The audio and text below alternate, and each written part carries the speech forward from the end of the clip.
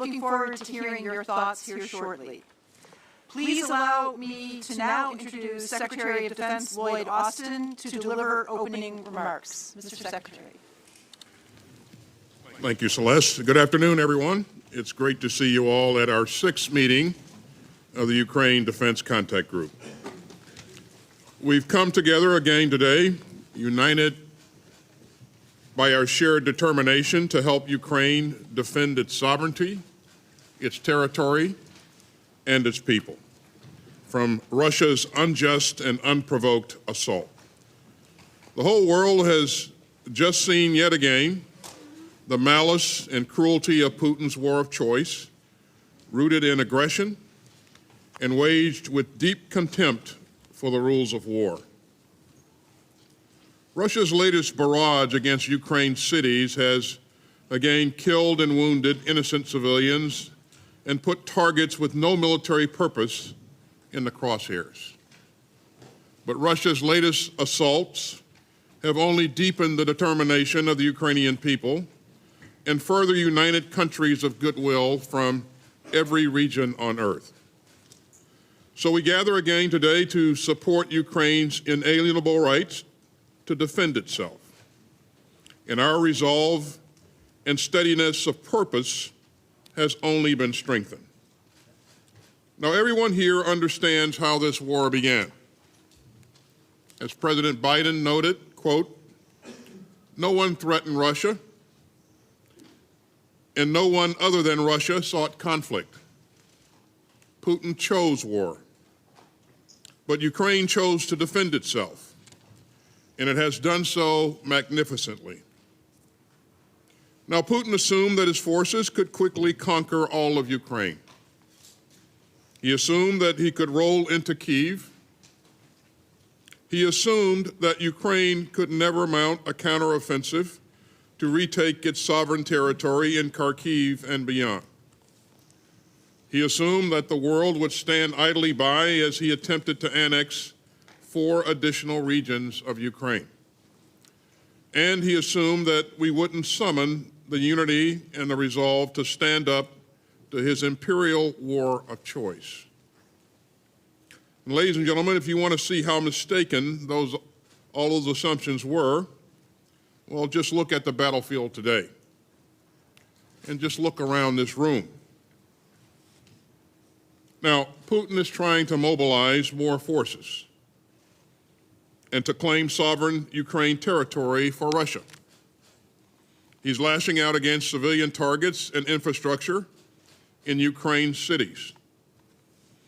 And he's using irresponsible threats and rhetoric. But we remain united, focused, and resolute. Nations of goodwill have seen through Russia's sham attempt to annex Ukrainian lands. Countries around the globe have rejected Putin's grim vision of a world where big powers can trample borders by force. And proud people in Europe and far beyond have stood up for the rules-based international order that keeps us all secure. That shared determination to reinforce our common security is what brings this contact group together again. Governments around the world have rushed to provide Ukraine's troops with the support that they need to defend their country and their citizens. That has made a demonstrable difference on the battlefield over and over again. Just since we last met in September, we've all watched as Ukraine has made extraordinary gains on the battlefield. And despite Putin's new assaults, Ukrainian forces have changed the dynamics of this war. They've liberated hundreds of towns from Russian occupation, and they've retaken thousands of square kilometers of their land. These victories belong to the Ukrainian soldiers, but the contact group's security assistance, training, and sustainment efforts have been vital. We've made tremendous progress by working together, and as the war has changed, so has the mission of this contact group changed. When we met last month, the contact group committed itself to sustain Ukraine's self-defense for the long haul. And that's exactly what we are doing. Because our support for Ukraine's right to defend itself doesn't hinge on the outcome of any particular battle. Our resolve to support Ukraine's defenders extends through all seasons. So this contact group stands united and determined. We will continue to boost Ukraine's defensive capabilities for today's urgent needs and for the long haul. So the members of this group have committed billions of dollars in military aid to Ukraine, along with humanitarian and financial assistance. We've also spurred new investments in our industrial bases to meet Ukraine's defense requirements, as well as our own. And my government is deeply committed to helping Ukraine defend itself from Russian aggression. 2 weeks ago, the United States announced a $1.1 billion security assistance package under our Ukraine Security Assistance Initiative. And that included 18 additional HIMARS and their rocket munitions, as well as hundreds of vehicles, dozens of radars, and many counter-unmanned aircraft systems, and much more. And we will produce and deliver these highly effective capabilities over the course of the coming months, and in some cases, years, even as we continue to meet Ukraine's most pressing self-defense requirements in real time. And just last week, President Biden approved our 22nd drawdown from U.S. stocks to swiftly provide more of the foundational systems that have helped Ukraine succeed on the battlefield. The package includes 4 more HIMARS, 16 M777 howitzers, 75,000 more rounds of 155 millimeter ammunition, and more. And we are increasingly posturing ourselves to support Ukraine's defense needs for the challenging months and years ahead.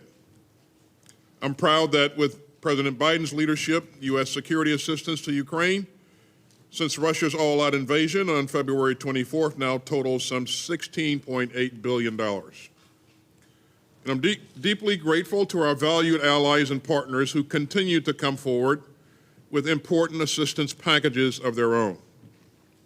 Our coordinated team approach is helping to strengthen Ukraine's brave defenders for the long haul. And that means a flow of urgent capabilities to Ukraine now. It means intensifying training efforts to help Ukraine's defenders make the best of their new capabilities. And it means pushing our industrial bases to innovate as we provide Ukraine with the tools that it needs for the hard road ahead. Last month, we talked about bringing our national armaments directors together, and I'm pleased to say that their first meeting was a success and an important step toward tackling the industrial-based challenges that we face. So I look forward to continuing our work on our long-term investments with an eye toward improving production, interoperability, and sustainment capacity. Now, I am very pleased that we're joined once more by some of Ukraine's brave commanders. Let me again thank my dear friend, Ukrainian Minister of Defense, Oleksiy Reznikov, for his outstanding leadership. And let me also welcome Ukraine's Joint Forces Commander, Major General Moskalyov. We deeply appreciate your presence here today, and we know how terribly your people have suffered in Russia's needless war of aggression. We've watched as Putin tries to force untrained, unwitting Russian civilians to the front lines. And we've seen the stark contrast with Ukraine, which has shown the world that the military and moral power of a free people fighting for their democracy and their sovereignty prevails. That courage inspires us all, and I'm also inspired by the close coordination and cooperation among nations of goodwill that has spurred so much progress on the battlefield. And I'm inspired as well by the determination of the leaders in this room to stand by Ukraine in its fight for freedom. This contact group and a galvanized world will support Ukraine's self-defense for the long haul. We will stand together to defend the rules-based international order that strengthens our common security. President Biden has said, we will stand by Ukraine's defenders for as long as it takes. So thank you all for coming, and now we'll pause a moment while our friends in the media depart, and then we'll hear from our Ukrainian colleagues. Thank you very much.